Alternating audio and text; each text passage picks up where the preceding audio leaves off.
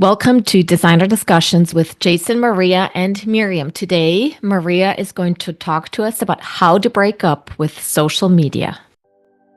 Welcome to the Designer Discussions podcast with Jason, Maria, and Miriam. Tune in each week where we talk about marketing, PR, and business advice for design professionals. Hey, everybody. So today I want to talk to you about how you should redefine your relationship with social media. A lot of people have been asking questions about, how am I supposed to be growing my social media presence? And just also wanting to know, what does the evolution of all of these digital platforms looking like? And what's the forward look for what it is that you want to be doing with your social media?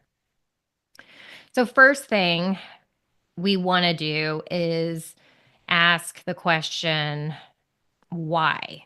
Why are you trying to go viral?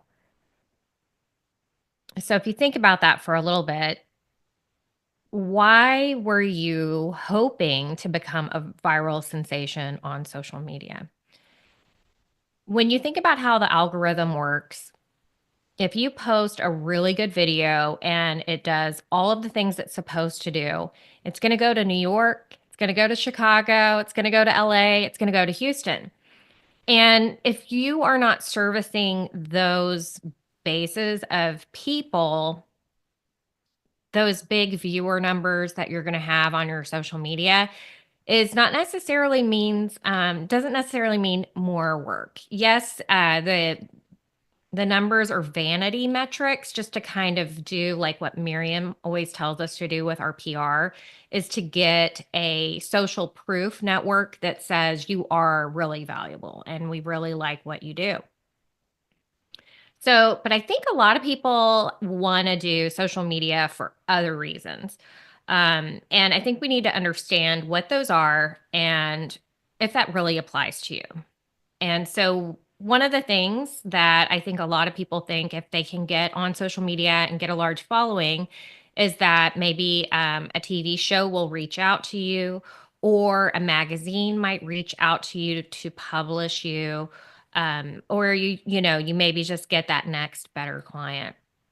But the reality is, people who are on social media are selling candles, they're selling t-shirts, they're selling something that could easily be sold to a large group of people at a lower price point than what an expert in kitchen and bath remodeling or renovation and design would be providing.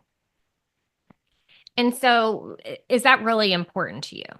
And what we want to do is start to redefine our relationship with social media by understanding that it is just a spot for you to show proof that you're good at what you do and that you're trustworthy and that you're a real person.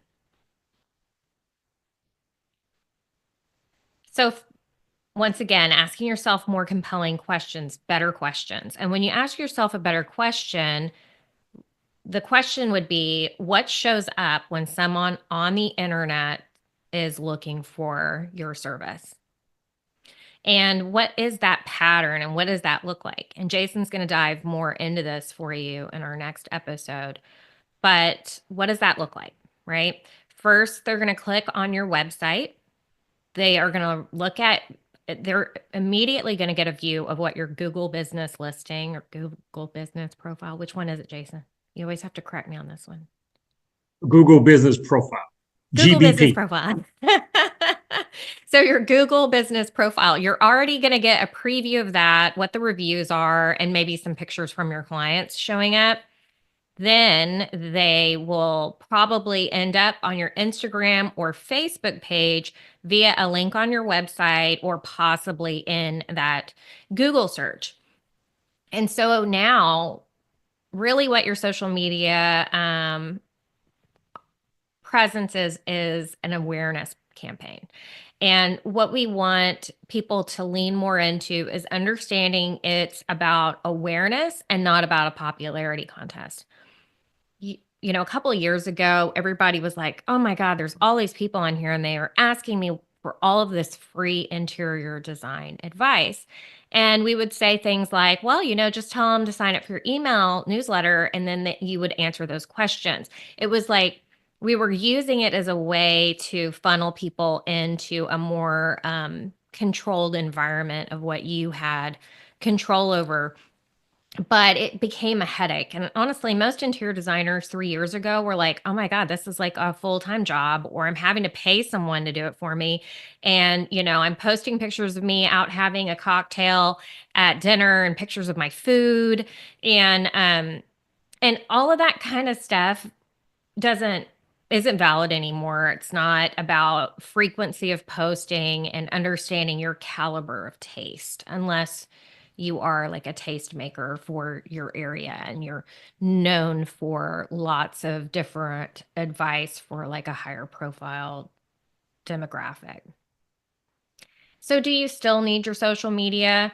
Yes, because remember, the first place someone's going to look for you is on the internet, and they are probably 100% going to see your Instagram and your Facebook profiles. Why? Well, the answer is 82% of the information and research someone is going to perform about your business happens before they've called you on the phone. So we've got to be wise about that and stay on top of things. And, before that call happens, we do want that trust to already be in place. And we want something referral light available for them.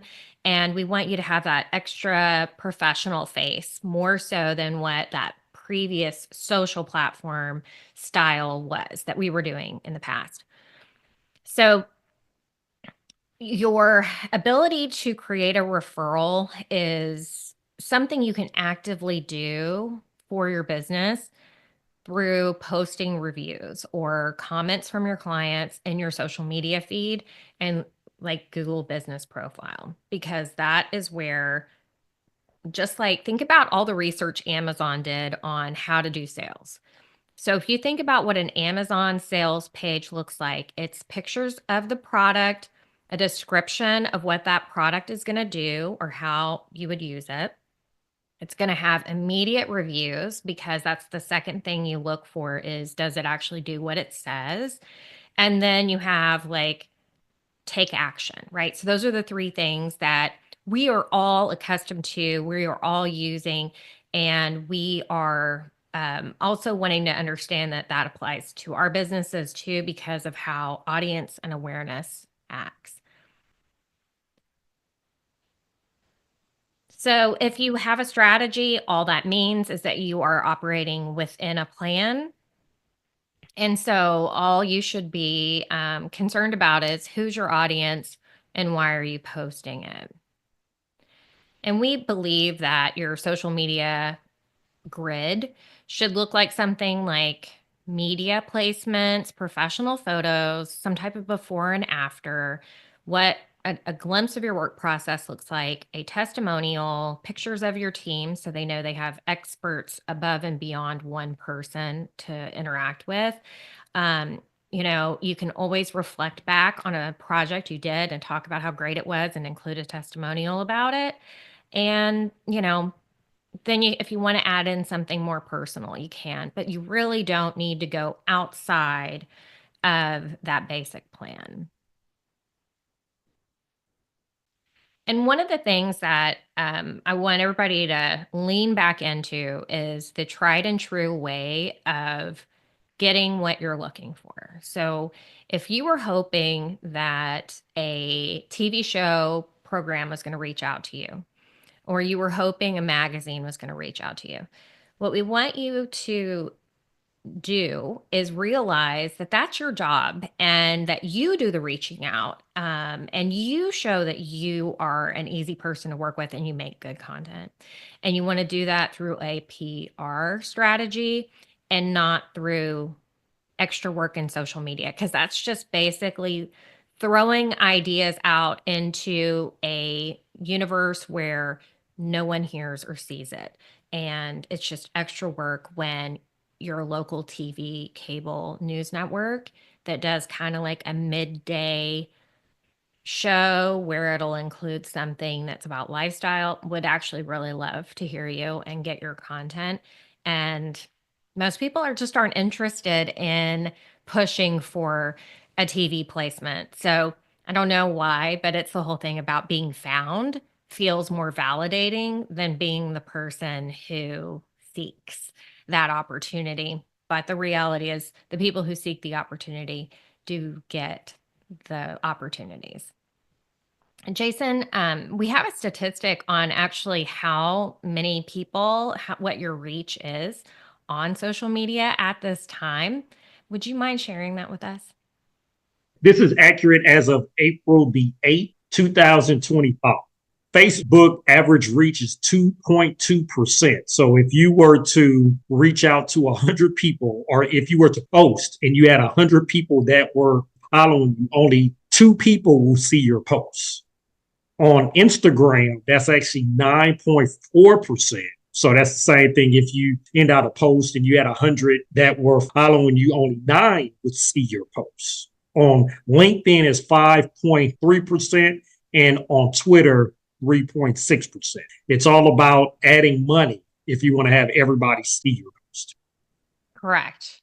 And so when we're talking about breaking up with your social media platform, we want you to redefine what your relationship is with your social media and what your social media is even capable of doing for you. Social media is changing rapidly. There are actually, some congressional hearings going on about how the data is sold, and how it might be in nefarious hands. And when we're talking about something that has that you have no ownership over, and that if something goes away overnight, or they need to monetize it so heavily that you're going to be paying to just have an increased audience, we really want you to look at what that relationship looks like. You are their product and they are selling you to their audience, and they are also wanting to have access to anything you post as their product on their website. And so when we talk about social media these days, take it a little easier, step back. We're talking about posting one time a week, staying within your best and greatest and latest and most professional version of it. And so by the end of the year, if you can provide your audience with 52 new posts, we believe that that is as much work that that'd be the minimum amount of work that you need to do, and probably all you need to do. Remember, they're going to go to Google first. Google Business Profile is already set up for you to have everything just front and center for them to make that phone call. And your Instagram is probably going to be something they look at after they look at your website. So join us in 2 weeks, and we're going to talk more about your social media presence with Jason. Your business is unique, and your marketing should be too. Discover how to personalize your approach for SEO, PR, and beyond to attract more of the clients you love to work with. In our Academy membership, with us Designer Discussions podcast hosts as your personal coaches, we show you how to customize your marketing. With weekly live sessions, an exclusive community, practical resources, and expert guidance, we're here to simplify your marketing and boost your business. Sign up at designerdiscussions.com or follow the link in the show notes. We hope you enjoyed this episode of Designer Discussions and all of the helpful information. Subscribe to our podcast, leave us a review, and share it with your friends. We look forward to having you back next week. For more information on the podcast and the marketing studio, visit designerdiscussions.com and follow us on social media.